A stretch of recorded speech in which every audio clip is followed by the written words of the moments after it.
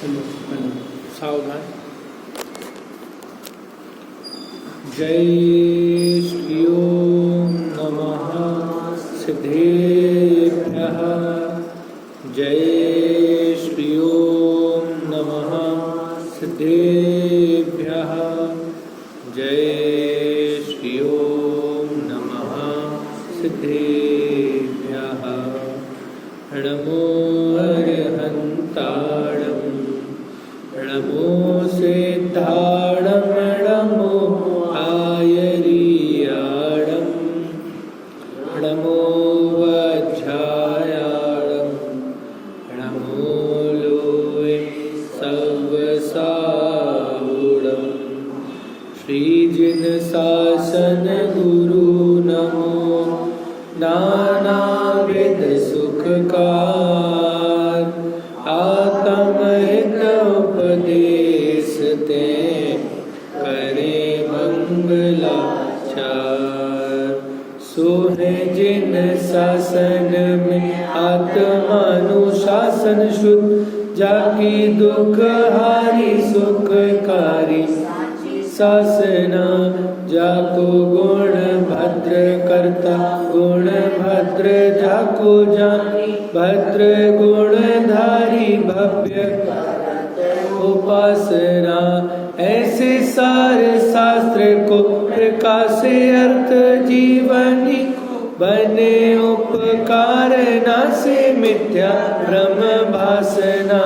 ताते देश भाषा कर अर्थ को प्रकाश कर जाते मंद बुद्धि हुके उत अर्थ भासना।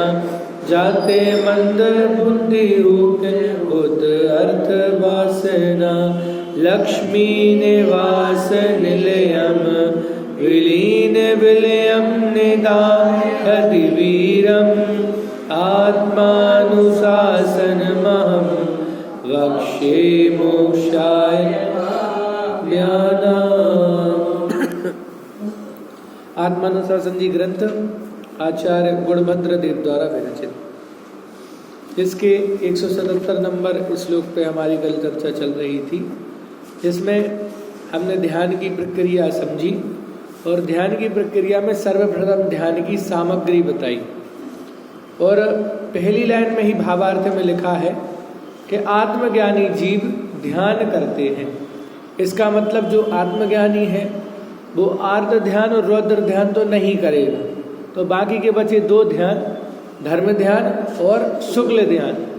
तो वहाँ पे बताया कि धर्म ध्यान तो चूंकि पंचम काल में होता ही है, शुक्ल ध्यान है तो शुक्ल ध्यान नहीं होता, कि मतलब ऐसा ध्यान नहीं होता। दादा ने स्पष्ट किया है कि पंचम काल में ऐसा ध्यान नहीं होता है कि जिससे अघातिया या घाती कर्मों का नाश हो जाए। लेकिन चूंकि श्रेणी तो आरोहण कर सकते हैं हम, धर्म ध्यान तो हो ही सकता है, तो वहाँ लिखा। और बोले जिनको लग रहा है कि ये ऐसा शुक्ल ध्यान नहीं होता तो करके देख लो। बोले करके देखने में क्या समस्या है, अगर हो गया तो हो गया, नहीं होया तो कोई घाटा थोड़ी हो जाएगा कि कमर में लचक आ जाएगी, कि हाथ पैर टूट जाएंगे। अगर हो जाएगा तो हम समझ लेंगे कि होता है, और नहीं हुआ तो ये तो आगम में लिखा ही है पहले से। तो आत्मज्ञानी जीव की चर्चा चल रही है और वहाँ पे धर्म ध्यान और शुक्ल ध्यान की बात वहाँ पे बताई और कहा कि उसकी सामग्री है ध्यान की, क्योंकि कोई भी कार्य करना है तो उसके पहले सामग्री होना आवश्यक है। तो वहाँ पे 4 प्रकार की सामग्री बताई कि पहले तो आगम से जीवादि पदार्थों का ज्ञान करना, फिर मतलब विषय की जानकारी लेना, फिर अनुमान प्रमाण आदि से तर्क युक्ति आदि से उन पदार्थों का निर्णय करना, दूसरा स्टेप। तीसरा स्टेप है बहिरंग साधन का और अंतरंग विचारों का होना। तो ये जब 4 चीजें एक साथ मिलती हैं तब क्या होता है कि पहले तो वस्तु की जानकारी हुई, वस्तु की जानकारी होने से जो पदार्थ जैसा है हम उसको वैसा स्वीकार करते हैं, तो उस पदार्थ को वैसा स्वीकार करने से इष्ट अनिष्टपना नहीं होता। और जब वस्तु में इष्ट अनिष्टपना भाषित नहीं होता तो राग और द्वेष उत्पन्न नहीं होते, और जब राग और द्वेष उत्पन्न नहीं होते तो जो उपयोग है वो सर्वत्र भ्रमता नहीं है। अब एक दूसरे द्रव्य में क्या नहीं होता है, भ्रमता नहीं है, एक स्थिरता रूप होता है। और जहाँ उपयोग की निश्चल अवस्था प्रकट होती है, उसी का नाम है ध्यान। इसी को दोनों बातों से सिद्ध कहा। पहले तो सीधे से कथन किया, फिर विस्तार करके उल्टे से वापस निष्कर्ष के रूप में लिखे। ये सबसे पहले वहाँ बताया था कि जो उपयोग की निश्चल अवस्था है उसका नाम ध्यान है। फिर वहाँ पे बताया कि उपयोग निश्चल कैसे होगा, कि जब राग देश नहीं होंगे। राग देश कब नहीं होंगे? जब पदार्थ इष्ट और अनिष्ट भाषित नहीं होंगे। पदार्थ इष्ट और अनिष्ट भाषित कब नहीं होंगे? जब हम पदार्थों का जैसा स्वरूप है उसको स्वीकार करेंगे। तो बोले पदार्थों का स्वरूप कैसे पता चलेगा और उनकी स्वीकार उक्ति कैसे होगी? तो बोले वो आगम के ज्ञान से होगी। तो दोनों तरफ से बातें एक ही बताई कि उपयोग की निश्चल अवस्था, उसी का नाम ध्यान है। और क्या लिखा के देखो, यह ध्यान साक्षात मोक्ष मार्ग है, उसके लिए भव्य जीवों को उक्त सामग्री मिलना चाहिए। और एक जो ध्यान अकेला है वो ही क्या है? एकमात्र ऐसा साधन है कि जो सीधा क्या करता है? साक्षात मोक्ष अवस्था तक ले जाता है। उसके अलावा अन्य, ध्यान के अलावा अन्य कोई साधन नहीं है जो आपको क्या करे कि मोक्ष अवस्था पे ले जाए। तो वहाँ पे पता है इसलिए क्या करना चाहिए? भव्य जीवों को उक्त सामग्री मिलना चाहिए, तो जिससे वे क्या करें कि जिससे वे अपनी आत्मा का कल्याण करें। क्योंकि अगर ये सामग्री नहीं मिलेंगी, पहली बात तो आगम नहीं मिले तो वस्तु की जानकारी नहीं होगी, खुद की युक्ति अनुमान आदि नहीं होगा तो पदार्थों का यथार्थ निर्णय नहीं कर पाएंगे। उसके बाद पदार्थों का यथार्थ निर्णय नहीं करेंगे तो जो बहिरंग साधन परिग्रह आदि है राग देश बढ़ाने वाले, उनका त्याग नहीं होगा। और जब बहिरंग साधन का त्याग नहीं होगा तो अंतरंग जो विचार हैं वे भी शुद्ध नहीं होंगे या वे भी वीतराग रूप परिणमित नहीं होंगे। इसलिए उक्त सामग्री तो सभी भव्यों को अवश्य मिलना चाहिए, जिससे वे क्या करेंगे कि क्या करेंगे कि ध्यान रूपी कार्य करेंगे और उस ध्यान की सिद्धि क्या होगी? मोक्ष रूपी सिद्धि होगी। अब देखो आगे जो हमें चर्चा करना है 178 नंबर श्लोक पे, अज्ञानी को कर्म बंध पूर्वक होने वाली निर्जरा। क्योंकि प्रत्येक समय प्रत्येक जीव की निर्जरा हो रही है, लेकिन वो कौन सी निर्जरा है वो इस छंद में पढ़ेंगे। देखो यहाँ कोई प्रश्न करता है कि राग द्वेष का नाश करके ध्यान क्यों करना चाहिए? इसके उत्तर में कहते हैं कि उन राग द्वेष से संसार के कारणभूत कर्मों का बंध होता है, इसलिए उन्हें नष्ट करके ध्यान करना चाहिए। यह बात आगामी छंद में कहते हैं। प्रश्न किया किसने कि भैया राग द्वेष का नाश करके ध्यान क्यों करना है? हम ऐसा भी तो है कि घर में बैठ बैठ के भी ध्यान कर सकते हैं या राग द्वेष सहित होकर भी ध्यान कर सकते हैं, तो क्यों ध्यान करना है उसका? या फिर ध्यान नहीं भी करें तो हम भगवान के दर्शन करने तो आ रहे हैं, प्रवचन सुनने तो आ रहे हैं, पूजन सुनने तो आ रहे हैं, तो क्यों जबरदस्ती आप ध्यान की कह रहे हो? तो उसको उत्तर दे रहे हैं कि देखो उन राग द्वेष से संसार के कारणभूत कर्मों का बंध होता है। किससे? कि राग द्वेष किया और राग द्वेष से कर्मों का बंध हुआ, और कर्मों का बंध होगा तो संसार से निवृत्ति नहीं मिलेगी। तो कारण संसार के कारणभूत कर्मों का बंध होता है, इसीलिए उन्हें नष्ट करके ध्यान करना चाहिए। यह बात आगामी छंद में कहते हैं। देखो अनुष्टुप छंद है, पहले मैं पढ़ता हूँ फिर साथ में पढ़ेंगे। वेष्टनोद्वेष्टने यावत् तावत् भ्रांतिर्भवार्णवे आवृत्ति परिवृत्तिभ्याम जंतुर्मंथानुकारिणः। एक साथ पढ़ते हैं। वेष्टनोद्वेष्टने यावत् तावत् भ्रांतिर्भवार्णवे आवृत्ति परिवृत्तिभ्याम जंतुर्मंथानुकारिणा। कर्म बंध से युक्त निर्जरा जिसको वह भ्रमता संसार, खुलती और लिपटती रस्सी युक्त मथानी के अनुसार। जब तक इस प्राणी का मथानी की रस्सी के समान बंधना और खुलना रहता है, तब तक यह संसार समुद्र में गमन आगमन करके भ्रमण करता रहता है। कि मथानी सबने देखी है, और मथानी में दो डंडी होती है, तो पहले जब उपयोग नहीं होता तो उसको बांध देते, लेकिन जैसे ही उसको खोलते हैं तो क्या होता है कि भाई एक जाएगी एक आएगी। मथने के लिए खोलेंगे, अन्यथा क्या करेंगे? उसको बांध देंगे।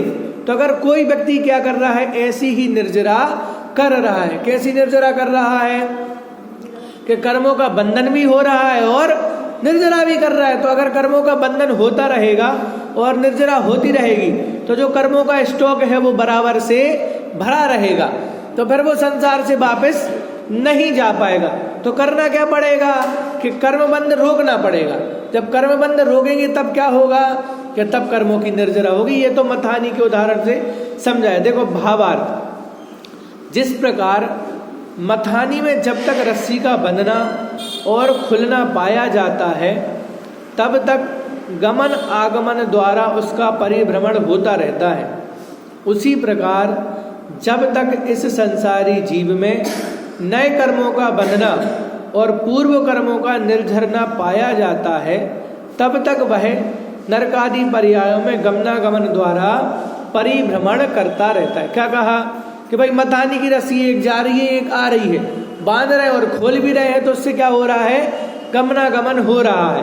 तो वैसे यहाँ भी बताया कि अगर कोई जीव कर्मों का बंध कर रहा है और निर्जरा कर रहा है तो बोले फिर क्या होता है कि उसका भी संसार आदि गतियों में गमनागमन चलता, क्योंकि तुमने कर्म बांधे, उनकी निर्जरा हुई, तुमने फिर क्या किया, फिर कर्म बांधे, तो कर्म की निर्जरा हुई, फिर कर्म बांधे, तो इस प्रकार से अनेक गतियों में तुम्हारा क्या चलता रहेगा, गमनागमन चलता रहेगा। अब मान लो किसी ने कोई बहुत कमाई कर रहा है लेकिन उसने कर्जा लेके रखा है, कमाई करता है फिर कर्जा ले लेता है, कमाई करता है चुकाता है फिर कर्जा ले लेता है, फिर कमाई करता है चुकाता है फिर कर्जा ले लेता है, तो इससे क्या होगा कि इससे वो धनवान नहीं हो पाएगा, क्योंकि कमाई तो कर रहा है लेकिन सारी कमाई कहाँ जा रही है, कि कर्जा चुकाने में जा रही है। तो वैसे यहाँ भी बताया कि निर्जरा तो हो रही है लेकिन वो निर्जरा फलीभूत क्यों नहीं हो रही है, क्योंकि नए कर्मों का बंध प्रति समय हो रहा है। प्रति समय निर्जरा भी हो रही लेकिन उसी समय क्या हो रहा है, बंध भी होता जा रहा है, इसलिए वो उसका जो संसार में परिभ्रमण है, आने जाने का चक्कर है, वो चलता रहता है। और क्या लिखा कि देखो, पूर्व कर्म का उदय होने पर इसे रागादि होते हैं और रागादि भावों से पुनः नवीन कर्म बंधते हैं, इसलिए रागादि भाव संसार भ्रमण के कारण है, ऐसा जानना चाहिए। क्या कहा भैया, पूर्व में जो कर्म बांधे तो उन कर्मों का जब उदय आएगा तो तुम्हें क्या होगा, उससे राग और द्वेष होगा, और जब तुम राग द्वेष करोगे तो कर्मों का बंधन किससे हुआ था, कि राग द्वेष से ही हुआ था, तो कर्मों के उदय से राग द्वेष या राग द्वेष होने से कर्मों का बंधन, तो निरंतर क्या चल रहा है, वो चक्कर चलता रह रहा है। इसलिए क्या नहीं हो रही है कि संसार से तुम्हारी निवृत्ति नहीं हो रही। तो जो तुमने प्रश्न किया कि भैया हम कर्जा लेके धंधा तो कर रहे हैं तो क्या समस्या है, तो कर्जा लेके धंधा करने में ये है कि तुम जितनी भी कमाई करोगे क्या करना पड़ेगा, फिर वो तुम्हें कर्जा ही चुकाते रह जाओगे। इसलिए अगर तुम राग देश का नाश नहीं कर रहे हो और फिर भी ध्यान कर रहे हो तो क्या होगा कि कर्मों की निर्जरा तो होगी जितनी भी होगी, लेकिन क्या होता जाएगा, तुरंत नवीन कर्मों का बंध होता जाएगा। तो इसलिए क्या करेंगे, पहले तो नवीन कर्मों का बंद करना बंद करें, उसके बाद ध्यान करें। तो वो नवीन कर्मों का जो बंद है, बंद होना मतलब बंद का बंद होना, आना रुक जाना, वो कब होगा कि वो होगा राग देश की निवृत्ति से। इसलिए वहां पे कहा कि राग देश के अभाव पूर्वक क्या करना चाहिए, ध्यान करना चाहिए। तो ये तो कौन सी हो गई, कौन सी निर्जरा हो गई, दो निर्जरा है ना, ये हो गई सभी पाक निर्जरा के भैया प्रत्येक जीव ऐसा है कि जब उसका समय कर्मों का उदय उनका पूरी हो जाती स्थिति तो कर्मों का क्या हो जाता है कि उनकी भी निर्जरा हो जाती, मतलब ये एक्स्ट्रा नहीं रुकते, जितने दिन आपने बांधा है उतनी स्थिति तक रहेंगे और उसके बाद एक सेकंड भी नहीं लगेगा और पूरे कर्म की निर्जरा हो जाएगी। जितने वो बरगड़ा आपने बांधा है उतनी उसकी उस स्थिति तक। तो यहाँ तो सभी बाकी हो गई, और ये तो किसकी हो रही है कि प्रत्येक संसारी जीवों की ये निर्जरा तो हो रही है, लेकिन इस निर्जरा से कोई भी फर्क नहीं पड़ता। क्यों नहीं पड़ता, क्योंकि वो कर्जे के जैसा, जैसे कमाई कर रहा है कर्जे में सौंप दे रहा है, वैसे निर्जरा तो कर रहा है लेकिन पुनः क्या कर रहा है, नवीन कर्मों का बंद कर रहा है। इसलिए उसे उत्तर दे के समझाया कि इसलिए क्या करना चाहिए, राग देश का अभाव करना चाहिए। अब देखो, अभिपाक निर्जरा की प्रेरणा, प्राणियों के लिए कर्मों की कोई निर्जरा तो भ्रमण और नवीन बंध का कारण है और कोई निर्जरा बंध का कारण नहीं है। यह बात आगामी छंद में कहते। दो चीज बता कि भैया बहुत सारे प्राणी हैं तो दो प्रकार की निर्जरा अपने पास पाई जाती है। अगर आप पहली चुनते हैं सभी बाघ निर्जरा तो उसमें क्या होगा कि निर्जरा तो होगी लेकिन नवीन कर्मों का बंध होगा और संसार में परिभ्रमण करना पड़ेगा। और अगर आप दूसरा ऑप्शन चूज करते हैं तो उसमें क्या होगा कि सिर्फ कर्मों की निर्जरा होगी, नवीन बंध नहीं होगा। इसलिए क्या करना चाहिए, प्रीमियम पॉलिसी लेना चाहिए। मतलब अभी बाघ निर्जरा आपको करना चाहिए क्योंकि सभी बाघ तो सभी जीवों के सहज में हो रही। बोलो छोटा सा चींटी कीड़ा आदि है ना, वे भी सभी बाघ निर्जरा कर रहे हैं क्योंकि कर्मों की स्थिति है। कर्म बहुत ईमानदार है, जितने समय के लिए आपने बांधा होगा उतने तक रहेंगे और उसके बाद वे आपको छोड़ के अपने जगह चले जाएंगे। देखो क्या लिखा अनुष्टुप छंद में भी पढ़ता हूं मैं पहले, फिर एक साथ पढ़ेंगे। मुच्यमानेन पासेन भ्रांतिर्वन्दश्च मंथवत् जन्तुस्तथा सौमोक्तव्यो एना भ्रांतिर्वन्धनम्। पढ़ते हैं। मुच्यमानेन पासेन भ्रांतिर्वन्दश्च मंथवत् जन्तुस्तथा सौमोक्तव्यो एना भ्रांतिर्वन्धनम्। कुलतीरसी युक्त मथानी के समान भ्रमते बंधते जीव उसे इस तरह खोलना पुनः न बंध भ्रमण होवे। फिर से मथानी का उदाहरण दिया कि मथानी खुलती भी है लेकिन क्या होता है कि उसमें आवागमन उसका चलता रहता है। तो अब क्या करो कि भैया वो पूरी डोरी हटा दो। डोरी हटा दोगे तो फिर हाथ से तो वो मथानी का काम नहीं का चलेगा। तो वैसे यहाँ भी बता रहे कि आप अगर गांठ खोल रहे हो तो इस प्रकार से गांठ खोलो कि पुनः संसार में भटकना नहीं पड़े। देखो अर्थ पढ़ते हैं। मथानी की रस्सी के समान इस जीव की फांसी अर्थात कर्म की गांठ खुलने पर भी उसका भ्रमण और कर्म बंद होता है। इसलिए यह फांसी इस प्रकार खोलना चाहिए जिससे पुनः भ्रमण और कर्म बंध ना हो। क्या कहा तो भैया जिस प्रकार से मथानी की गांठ खोल देते हैं लेकिन वो गांठ काय के लिए खोलते हैं कि मथानी का उपयोग करने के लिए। तो वो गांठ खुलने पर भी कैसा है, वो मथानी बंधी हुई है क्योंकि रस्सियां तो है ना, और रस्सियां हैं तो उसकी डोरी हमारे हाथ में वो बंधी हुई है। लेकिन अब क्या करना है, अब ऐसी गांठ खोलो कि क्या हो जाए कि फिर से वो वापस काम में ना आए। तो वैसे यहाँ भी लिखा कि देखो मथानी की रस्सी के समान इस जीव की फांसी अर्थात कर्म की गांठ खुलने पर भी उसका भ्रमण और कर्म बंद होता है। कि गांठ खुल गई, कर्मों की निर्जरा हो गई, लेकिन कर्मों की निर्जरा से तो हमने सुना था कि मोक्ष हो जाता है, लेकिन कर्मों की निर्जरा होने पर भी जीव क्या कर रहा है, इस संसार में परिभ्रमण कर रहा है। तो उसका क्या कारण है, उसका कारण है नवीन कर्म बंद। इसलिए अब ऐसी निर्जरा करो कि अब नया नवीन बंद ना होने पाए। तो क्या लगा कि देखो खुलने पर उसका भ्रमण और कर्म बंद होता है, इसलिए यह फांसी इस प्रकार खोलना चाहिए जिससे पुनः भ्रमण और कर्म बंद ना हो। देखो फांसी लिखा ना, तो एक कोई ऐसी लाइन भी आती शायद भजन में, दुविध बंद की फांसी हो। उसके आगे का मुझे याद नहीं आ रहा, उसमें भी बताया कि जो कर्म रूप है वे भी कैसे हैं, फांसी के जैसे हैं कि भाई फांसी पे लटक जाओ या बंध जाओ तो फिर एक ही जगह पे स्थिर रहोगे। तो वैसे ही अगर कर्मों की गांठ लगी रहेगी तो तुम भी कहाँ रहोगे, संसार में ही स्थित रहोगे। ट्रांसफर कर देंगे कि भाई पहले नरक गति पहुंचा देंगे, त्रियंच में पहुंचा देंगे, कभी देखपति भी पहुंचा देंगे, लेकिन रहोगे कहाँ कि इस संसार में। इसलिए अब क्या करो कि अब ऐसा काम करो कि पुनः संसार में नहीं आना चाहिए। दादा एक दोहा सुनाते हैं कई बार कि जब तुम आए जगत में जगत हंसे तुम रोए, अब ऐसी करनी कर चलो तुम हंसो जग रोए। कि भैया जब तुम जगत में आए थे तो तुम तो क्या कर रहे थे, रो रहे थे, और सारा संसार क्या कर रहा था, खुशियां मना रहा था कि भैया पुत्र की उत्पत्ति हो गई, कुछ भी। तो अब तुम्हें क्या करना है कि अब ऐसा काम करना है कि सारा संसार रोए। रोए क्यों रोए, है कि भाई तुम्हें मोक्ष हो गया ना, निर्वाण की प्राप्ति हो गई ना। जैसे दीपावली पर्व है, अभी तो खैर महावीर जयंती आएगी, उसके बाद दीपावली आएगी। तो युगल जी बाबू जी उसको कहते हैं ये जो दीपावली पर्व है वो हर्ष मिश्रित शोक का पर्व है। क्या कहा? हर्ष मिश्रित शोक का पर्व है। उदाहरण क्या दिया? उदाहरण दिया बेटी की विदाई। तो बोले जैसी बेटी की विदाई होती है तो शोक का भी माहौल होता है, लेकिन हर्ष का भी माहौल होता है कि हमने जीवन भर उसको पाला पोसा बड़ा किया, आज वो क्या कर रही है? अपने घर जा रही है। तो वो दुख तो हो रहा है, लेकिन हर्ष किस बात का है? कि उसका विवाह सानंद संपन्न हो गया। तो वैसे ही महावीर भगवान से हमारा संबंध था, रोज उनके प्रवचन सुनने आ रहे थे, उनके दर्शन करने आ रहे थे, लेकिन आज वे क्या कर रहे हैं? मुक्ति की ओर अग्रसर हो रहे हैं। तो शोक तो हो रहा है, लेकिन हर्ष भी है क्योंकि उनकी साधना पूरी हो गई।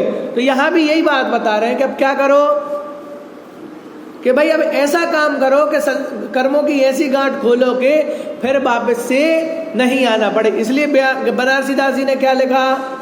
चले बनारसी दास फिर नहीं आवना, कि भैया अब हम जा रहे हैं बनारसी दास, वापस नहीं आएगा। तो वैसी चीज तैयारी होना चाहिए कि कर्मों की निर्जरा वैसी हो कि क्या हो जाए कि वापस इस संसार में पुनः आना नहीं पड़े। देखो भावार्थ,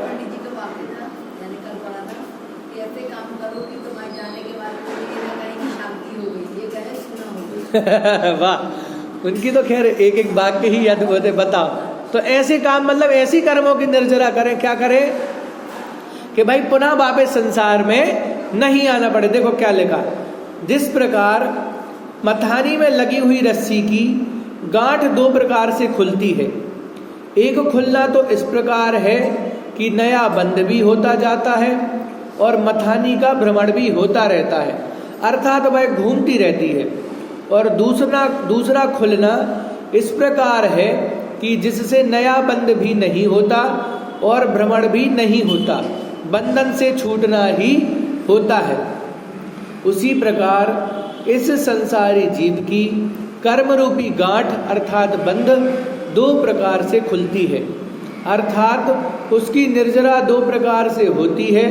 एक निर्जरा तो ऐसी है कि जिसके होने पर नवीन बंध और संसार भ्रमण होता रहता है, और एक निर्जरा ऐसी होती है जिसके होने पर नवीन बंध और संसार भ्रमण नहीं होता, कर्म पास से मुक्ति हो जाती है। क्या कहा कि भैया दो प्रकार की दवाई है। एक तो दवाई ऐसी जिससे क्या होगा? तुम्हारा रोग बैठेगा, मतलब पूरा ठीक नहीं होगा, और एक दवाई ऐसी है कि जिससे तुम्हारा पूरा रोग ठीक हो जाएगा। तो बोले ऐसी निर्जरा है कि जो सभी पाक निर्जरा है, उससे क्या हो रही? कर्मों की निर्जरा तो हो रही है, कर्म खिर तो रहे हैं, लेकिन क्या हो रहा है?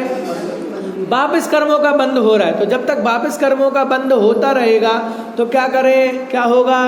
कि देखो बाहर लिखा कि कमाई हमेशा करते रहना चाहिए। जिसका कर्जा हो उसको भी कमाई करना चाहिए, और जिसका कर्जा नहीं हो उसको भी कमाई। क्यों? कि भैया जिसका कर्जा है तो उसको तो कमाई इसलिए करना क्योंकि कर्जा चुकाना है, और जिसको कर्जा नहीं उसको क्यों करना है?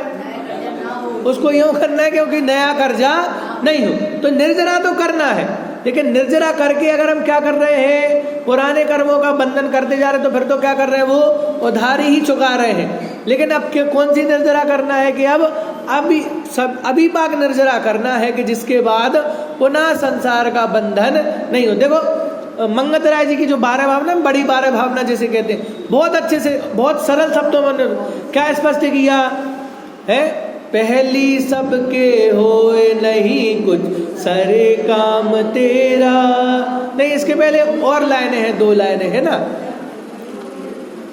क्या है वो? उदय समय अभिपाक समय पक जा। नहीं ऐसी है क्या? नहीं उसमें नहीं है, वो बड़ी भावना है।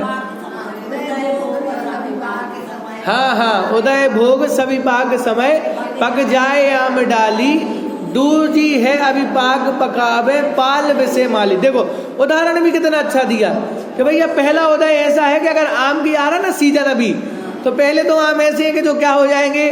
प्राकृतिक रूप से अपने आप पक जाएंगे, और दूसरे क्या करेंगे कि माली आएगा और पाल विषय कि भाई वो रुई में लपेट के रख दो या पेपर में लपेट के रख दो तो वे क्या हो जाएंगे, पक जाएंगे। तो वैसे ही निर्जरा है कि भैया जब उदय आ जाएगा तो कर्मों का उदय आके और वे अपना फल देके क्या हो जाएंगे, निर्जरित हो जाएंगे। लेकिन दूसरी क्या करते हैं कि दूसरी जो मुनिराज हैं, जो ज्ञानी है, वे क्या करते हैं, वे अभिभाग निर्जरा करते हैं कि देखो इसलिए तो वो समुद्घात होता है। समुद्घात की जरूरत कब पड़ती है कि आयु कर्म की स्थिति कम हो और बाकी 3 कर्मों की स्थिति ज्यादा हो। तो वे क्या करते हैं, ले भाई अब पूरे 3 लोक में फैल जाएंगे और क्या करेंगे, एक साथ ही सारे कर्मों की अंतर्मूर्त में निर्जरा करके और मोक्ष प्राप्त कर लेंगे। तो वह यहाँ वही लिखा। और दूसरी फिर तीसरी लाइन में क्या लिखा, पहली सबके होए नहीं कुछ सरे काम तेरा, दूजी करे जो उद्यम करके मिटे जगत फेरा, संबर सहित करो तप प्राणी मिले मुक्ति रानी।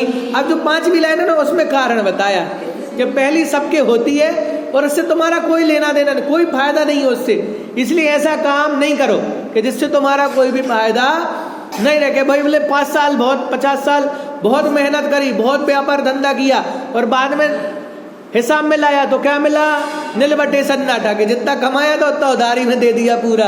तो बोले उससे कोई काम नहीं है, इसलिए क्या करो, दूजी करे जो उद्यम करके मिटे जगत फेरा, कि दूसरी निर्जरा करो। और वो कैसे करना पड़ेगा, उद्यम पूर्वक, क्योंकि जो सभी भाग निर्जरा है वो तो पड़े पड़े भी हो जाएगी। मतलब भाई कर्मों का उदय है, तुम सो रहे हो तो सोते टाइम भी निर्जरा हो जाएगी उसकी तो। लेकिन दूसरी क्या करना पड़ेगा, तुम्हें उद्यम पूर्वक जागृत अवस्था में करना पड़ेगा। और वो करना कैसे पड़ेगा, संबर सहित करो तप प्राणी मिले मुक्ति रानी।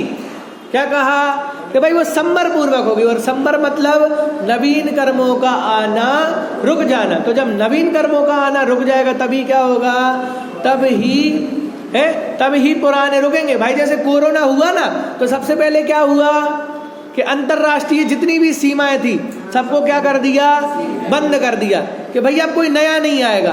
तो नया आना बंद कर दिया। अब देश में देख रहे हैं कि कहाँ कौन कौन है, तो उसको क्या कर रहे हैं, लॉकडाउन लगा रहे हैं, क्वारंटाइन कर रहे हैं। देखो कितना अच्छा उदाहरण है, अभी हमने देखा है और यही शास्त्रों में है। कब से बता रहे हैं आचार्य देव के भैया तुम तो समझ नहीं रहे हो, विधि तो यही है कि जैसे बाहर में भी किसी रोग बीमारी को करना पड़ेगा तो दोनों कारण देखना पड़ेगा, वैसे ही यहाँ भी देखना पड़ेगा। तो सभी भाग निर्जरा तो सबकी हो रही है, लेकिन अब क्या करना है, संबर सहित करो तप प्राणी मिले मुक्ति रानी, और इस दुल्हन की यही सहेली जाने सब ज्ञानी। बोलो क्या कहा कि दुल्हन की सहेली, अब ऐसे आता ना कि भाई दुल्हन की सहेली से दोस्ती कर लो तो फिर दुल्हन से लड़ाई नहीं होगी। तो जो ज्ञानी है ना वो जानते हैं कि दुल्हन को जाना नहीं मनाना, किसको मनाना है, दुल्हन की सहेली को। तो वो सहेली क्या, दुल्हन कौन है कि मुक्ति रूपी लक्ष्मी। तो दुल्हन तक जाना है तो क्या करना पड़ेगा, अब मैं उसका विस्तार नहीं कर रहा हूँ, सब समझ गए। तो क्या है, संबर सहित करो तप प्राणी, कि जब संबर पूर्वक क्या होगा तुम्हारा तप होगा, और तप से ही क्या होती है, निर्जरा होती है। तो जब संबर पूर्वक तुम्हारा तप होगा तब क्या होगा, तब जाके तुम्हें वो मुक्ति रानी मिलेगी। और जितने भी ज्ञानी जीव हैं वे सब जानते हैं, क्या जानते हैं, कोटि जन्म तप तपे ज्ञान बिन कर्म झरे जे, ज्ञानी के छिन माहि त्रिगुप्ति ते सहज टरे दे। क्या कहा कि अज्ञानी कितनी भी कोशिश कर ले, कोटि करोड़ों वर्ष तक तप करके जितनी निर्जरा करेगा, ज्ञानी क्या करेगा, मन वचन काय की स्थिरता करके, एक रूपता करके एक क्षण में क्या करेगा, एक क्षण में उसको दूर कर देगा। क्योंकि ज्ञानी को पता है कि कहाँ प्रहार करना है। जैसे मैं पहले उदाहरण बताया, वो इंजन वाला, इंजन खराब हो जाता सब लोग आते हैं, समय सार जी के लिए वो उदाहरण है। लेकिन वो क्या करता है कि भैया सिर्फ एक हथौड़ी की चोट लगेगी, तो फिर बाद में वो 5,000 रुपये मांगता है। तो सेठ देता नहीं कि बोले वाह एक हथौड़ी की चोट के 5,000 रुपये। तो वो कहता सेठ जी हथौड़ी की चोट के पैसे नहीं ले रहा हूँ, हथौड़ी की चोट कहाँ मारनी थी उसके पैसे ले रहा हूँ। तो ज्ञानी को पता है कि हथौड़ी की चोट कहाँ मारनी है, और अज्ञानी क्या करते हैं कि पूरा कुछ भी करते रहे लेकिन उनकी निर्जरा नहीं होती। तो ज्ञानी क्या करते हैं कि एक क्षण मात्र में भाई उनको पता है कि जब तक ये राग देश का नाश नहीं होगा तब तक मैं कितना भी तप कर लूँ वो तप फलीभूत नहीं होगा। इसलिए वे क्या करते हैं, सबसे पहले तो राग देश की निवृत्ति करते हैं। और जैसे ही राग देश की निवृत्ति होती है तो तभी क्या होगा, तब कर्मों की निर्जरा होगी या तब वो ध्यान होगा। पहले बता ना इसके पहले छंद में कि वो आत्मज्ञानी जीव ध्यान करते हैं। मतलब आत्मज्ञानी जीव कहा है, इसका मतलब बाकी संसारी जीवों को माइनस कर दिया, आर्द्र रौद्र ध्यान को माइनस कर दिया। अब बचे दो ध्यान, तो धर्म ध्यान और शुक्ल ध्यान। तो वो धर्म ध्यान और शुक्ल ध्यान भी कब होगा, जब राग देश का अभाव हो जाएगा, राग देश नष्ट हो जाएगी। तो इसलिए यहाँ बताया, क्या बताया कि देखो जिसके होने पर नवीन बंध और संसार भ्रमण होता है, और एक निर्जरा ऐसी होती है जिसके होने पर नवीन बंध और संसार भ्रमण नहीं होता, कर्म पास से मुक्ति हो जाती। बोलो, जैसे पहले खुद ही पेड़ों काटते हैं, हजारों एकड़ जंगलों को नष्ट कर देते और बाद में क्या बोलते हैं, वृक्ष बचाओ देश बचाओ। तो भाई काटे क्यों तुमने जब पहले से लगे थे, हैं? पहले काटो, फिर क्या दे रहे हैं ज्ञान कि वृक्ष बचाओ देश बचाओ। कहने का मतलब यहाँ पे भी यही है कि निर्जरा तो कर रहे हो, लेकिन निर्जरा करते साथ अगर आप कर्मों का बंद करेंगे तो वो निर्जरा कोई काम की नहीं है। लेकिन अगर आपने पहले संवर किया, मतलब राग देश का नष्ट किया, राग देश को मंद किया, तो राग देश के मंद पूर्वक क्या होगा कि फिर वो तुम्हारा उपयोग निश्चल अवस्था को प्राप्त होगा। और उसके पूर्वक जब तप होगा, मतलब एक ध्यान पूर्वक तप होगा, तब क्या होगा कि तब जाके कर्मों की निर्जरा होगी। और वो निर्जरा ऐसी होगी कि पुनः नवीन कर्मों का बंध नहीं कराएंगे। देखो क्या लिखा यहाँ, ऐसा जानना कि जब पूर्वबद्ध कर्म काल पाकर उदय में आने पर अपना रस देकर निर्जरित हो जाता है, तब सभी बाग निर्जरा होती है, जो कि नवीन बंध और संसार भ्रमण का कारण है। और जब पूर्वबद्ध कर्म साधन पूर्वबद्ध कर्म धर्म साधन में अनुराग होने के कारण अपना रस दिए बिना ही निर्जरित हो जाता है, तब अभिपाक निर्जरा होती है, जो कि नवीन कर्म बंध और संसार भ्रमण का कारण नहीं है। इसलिए कर्मों की गांठ की अभिपाक निर्जरा करना चाहिए, जिससे कर्म बंध और संसार भ्रमण ना हो। वो तो जेल में भी निर्जरा होती है, सभी बाग निर्जरा भी होती है। और अभिपाक कैसे है कि भैया 5 साल की सजा मिली है, तब 5 साल की सजा मिली है तो 5 साल तक तो क्या करना पड़ेगा, तुम्हें रहना पड़ेगा। तो अगर 5 साल बाद रिहा हो रहे हो, इसका मतलब वो सभी भाग निर्जरा है कि वो आपका अवधि पूरी हो गई, उसके बाद क्या कर दिया जाएगा, रिहा कर दिया जाएगा। लेकिन अगर जेल में आपका अच्छा आचरण है, अच्छा व्यवहार है, आप सरकारी कामों में मदद कर रहे हो, जो अंदर जेलों में उद्योग वगैरह चलते रहे तो उसमें आप